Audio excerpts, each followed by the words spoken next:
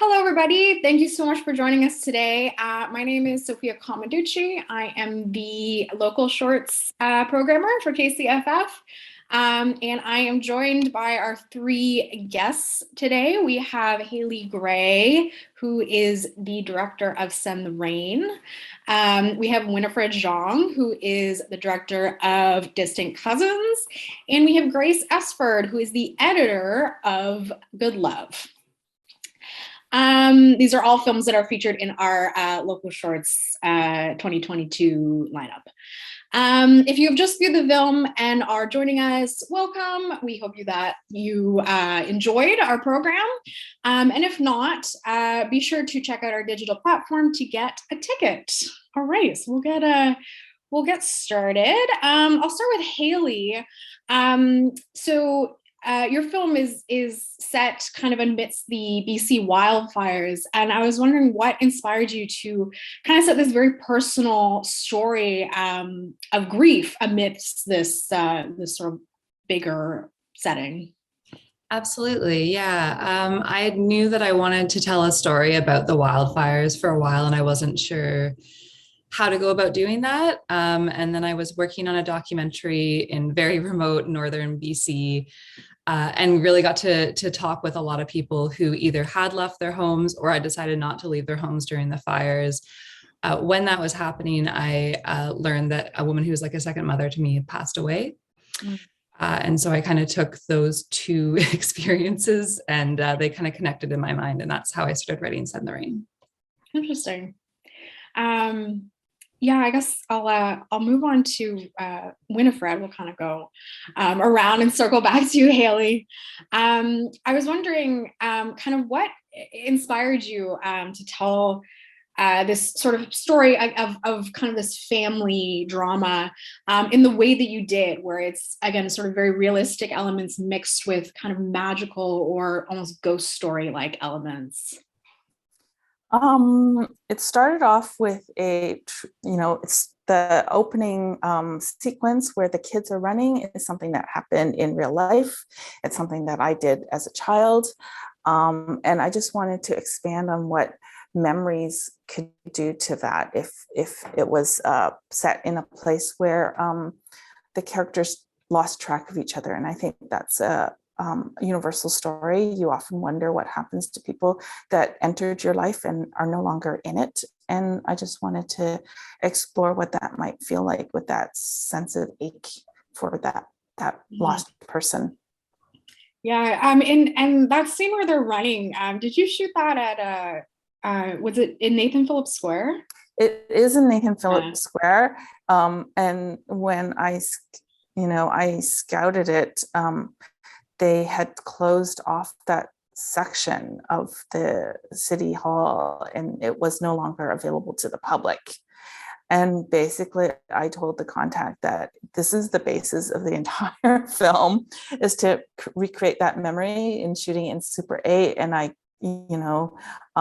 told her the story that I used to do this, and they allowed us to film there based on the fact that I was so passionate about trying to tell that story and recreate that little bit.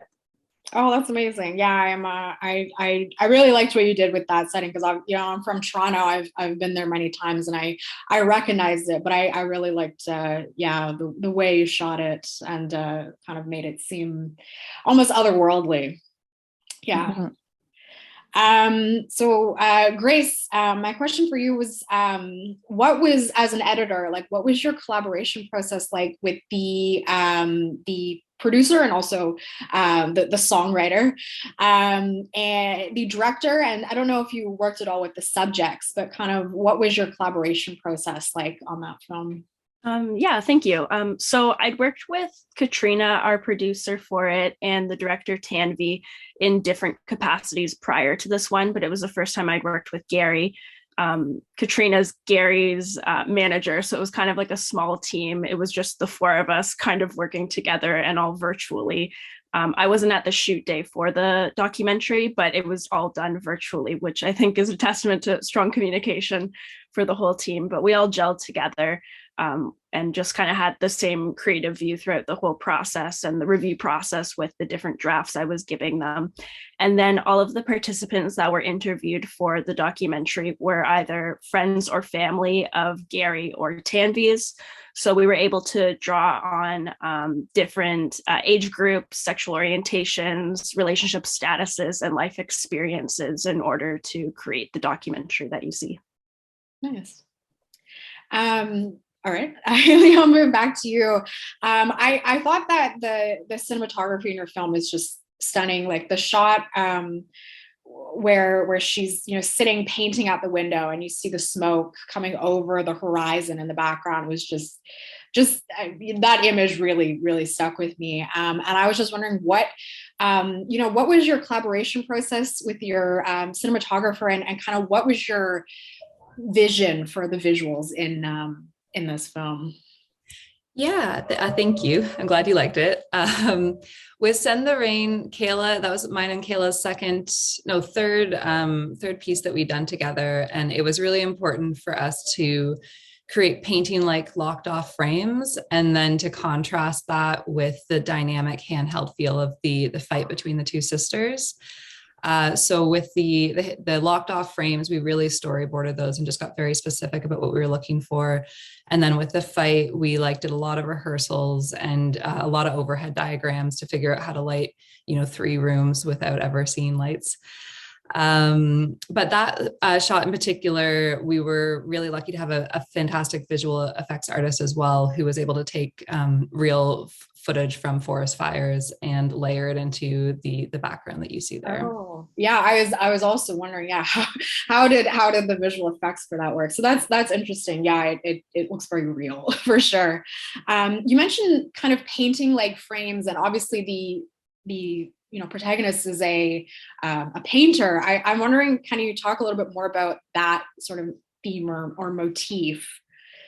Yeah, I think that the one thing that I really wanted to get across with Alice, with the protagonist, was her fight against the fires is creativity. Mm-hmm. And so she's creating in the face of literally potentially being burned to the ground. That to me really, there's a woman in my life who is someone who just refuses to say yes about almost anything, and is a phenomenal little artist. I shouldn't say little, she's a phenomenal artist. And I definitely took a lot of inspiration from her for Alice. And I think there's something really, dreamy about kind of being in that space by yourself and really creating something in this really solo way, which is something that I don't do, because films you need 100 people. Yeah. Yeah, for sure. Yeah, definitely dreaming, kind of an interesting contrast between almost the tension of, yes, this impending doom and the peace of the scenes of her just sitting there painting alone. Yeah. So Winnifred, I was wondering kind of why in this story did you choose to leave it in almost this kind of open-ended way, where the protagonist, she reunites with, at the end with this, I don't know if it's kind of a ghost or a memory or what it is of her cousin as a child, but why choose to leave it kind of open-ended where she never quite reunites with them as adults?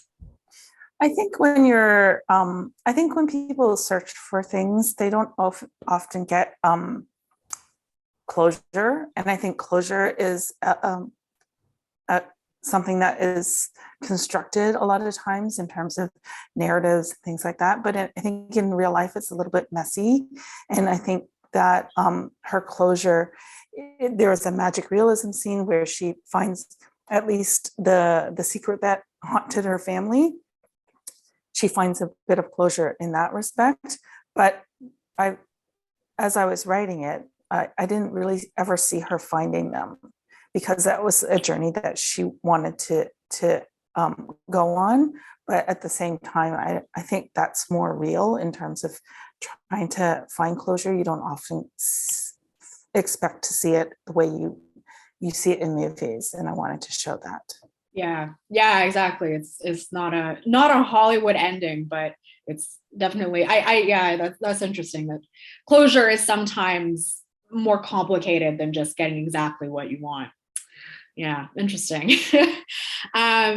So Grace, I was wondering, do you have any prior experience like editing documentaries? And I was wondering kind of what your approach is to documentary editing, and if you can compare it to, I don't know, fiction film editing. Yeah, for sure. So I've worked on a few private documentaries just for like some families before, and definitely documentary style promotional material for like corporate work. But this was the first doc that I edited with aims at playing festivals. I haven't edited fictional films before, but I'm really drawn to documentary now because of like kind of the authenticity and like hopefully honesty that comes through on the screen, particularly with this style of intimate interviews that we did for the film. And then my approach to editing documentary footage is kind of like a sculptural process for me. I was reflecting on this question and I was like, I kept coming back to sculpture as a way of creating. But for me, it's really stripping down all the footage to the bare bones of what you want to communicate and then building it back up from there. So I was thinking of kind of a sculptor working with clay, like starting with the bare bones, then you want to build it up fuller. So that's kind of my conceptual process. And I really love the process of getting your hands on the footage, watching through, making all the notes. And then for this particular documentary, we interviewed 14 different people for it. So I knew organizing was going to be important. And then also keeping kind of like different themes that were emerging together in the editing, in my timeline, that was going to be important as well. But it's definitely kind of sculptural for me. And then luckily with this project, the team handed off the footage and said, just like, go at it, do what you want for the first draft, which was really freeing and exciting for an editor, just to get the footage and kind of construct the narrative with limited guidelines. And then we'd go back through the different draft processes and kind of pull out what was missing or what we wanted to include. But it was a very exciting and lovely process just to kind of do what I wanted at the beginning. Yeah, that's so interesting. I love that descriptor, sculptural editing. That's a good one. Yeah. I guess actually I'll go for my next question, because I noticed that, you know, obviously this is a film that is centered around music. You know, it's kind of you know, I guess I think his role as executive producer, but obviously Gary, you know, is a musician and this is kind of his vision. And I was wondering kind of how did you incorporate music as well into that editing process? Yeah, so for context to the film, the documentary came about as a result of Gary Beale's album Bleed My Truth coming out. So he wanted to make a film that would kind of center on his song Good Love, which is where the documentary came to be. So it was definitely the whole reason for the project. And I incorporated the music from an editing process, kind of knowing at the end we're like gonna finish with his song, like that's kind of the key hit. But then when we're trying to figure out what other musical elements we wanted to include, listening to some of his other tracks, it kind of took it away from like the emphasis on his title track, Good Love. But we were listening to some studio recordings of just the instrumental to Good Love. And I was like, oh, this is really lovely, just like very simplistic, like the bass and the organ. So that became kind of the background for the remainder of the documentary. But it was just kind of keeping it centered on Good Love and listening to different recordings that he had done. So you kind of get a feel of the stripped back essence of the instrumental. And then in the conclusion of the documentary, you get Gary's vocals, the soulful chorus, more instruments layered on. So that was kind of the whole process behind incorporating his song into the documentary. Yeah, cool. So Hayley, you did kind of briefly mention the performances before, and Yeah, again, that was another really striking aspect of your film. It's obviously very difficult subject matter, I think, for everybody involved, but particularly, I think, as an actor to portray. And the performances, especially the scene between the two sisters, just feels so like raw and painful. And I was wondering, kind of, what can you describe your collaboration process with your actors? Yeah, absolutely. I mean, Lara and Vina are both like huge veterans. So I was very, very lucky to have two people who have been acting for a really long time and were really interested in delving into the characters. And so with both of them, we had like long conversations before we started rehearsals about their backstories and kind of really building those pieces out. And I think what they really liked about it is, Vancouver is such a service industry town, which is where they both work. And so getting to do something that isn't a Hallmark movie or CW movie where they get to really kind of dig deep, I think was really exciting for both of them. And, we did, I just one really deep rehearsal, but I think we really got there then and we mapped out the space. And so once we landed on set, it was like, we all knew who who they were and what was going to happen, but exactly how it was going to happen is always a little bit of magic on the day. Yeah Interesting. Yeah, wow, only one day of rehearsal. But yeah. So Marta's saying we only have 2 minutes left. I do have one more question for Winnifred. Can we do that? I don't know. Let's go for it. Let's go for it. Okay. Okay. So I thought the visuals. I also wanted to ask you about the cinematography and visuals in your film. I think I said before that, especially in the scenes with the children playing, that you almost kind of made it feel, to me, kind of somewhere between a dream and a memory. And I think that's quite relatable in terms of how many people remember their childhood. And I was wondering, kind of, can you talk about your vision and your collaboration process with your cinematographer on the visuals for your film? So, it was very scripted, and I had a document about the different styles that I wanted to incorporate. There's magic realism, there's dreams, there's memories, and I needed them all to have a distinct look so that they're not, they don't get confused. And so Iris suggested that I use Super 8 for the memory sequences, and it has a very nostalgic look and feel to it. Has a different aspect ratio. There's sound that's not in sync, and so you can have the soundscape be a little bit different and off sync and a little bit in that sort of memory vein. So we worked with that. I think it really lent itself for that, creating that feel of childhood, because it's handheld. You don't get to see it through a monitor. You really allow it to be organic in terms of what she's shooting and what the cast bring to it. And then because there's so many characters in this ensemble piece and 2 different time frames and dream sequences. So I think part of what I wanted to do was really center on Trixie as the protagonist. And a lot of times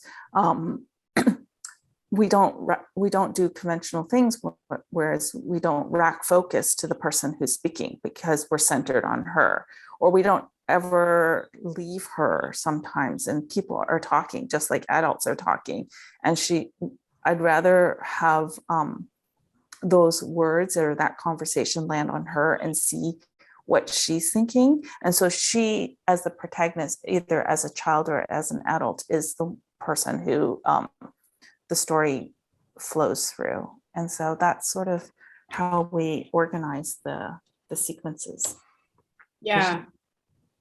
Yeah, that's great. That's a great, I don't know if I quite picked up on that necessarily, but I think that's definitely a great way to kind of describe the way that the film makes it feel like a memory, because it's focused, our memories are not like you know, like a traditional film, you know, we don't experience things in that way. We experience them through our eyes and through our feelings. So I think that's that's definitely a great way to really make this film feel like you're watching a memory. That's great. So I guess we're out of time, but thank you guys so much for joining me and for talking about your amazing films. I'll just say that the KCFF 2022 runs from March 3rd to 13th. And you can check out other videos, other interviews with the other local filmmakers and the future filmmakers as well, and hear from our other amazing Canadian filmmakers and talent. So thank you so much, guys.